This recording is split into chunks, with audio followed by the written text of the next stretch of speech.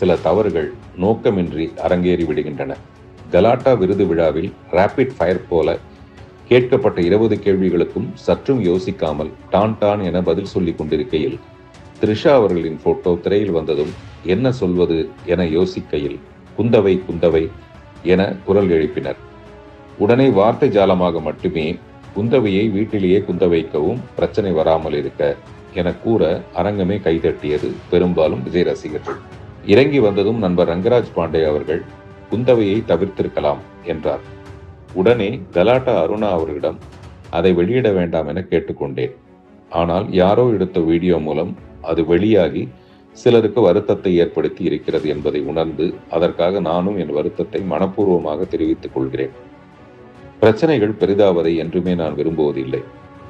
நான் கல்லூரிகளுக்கு செல்லும் போது கூட பெண் சுதந்திரம் பற்றியே பேசுகிறேன்.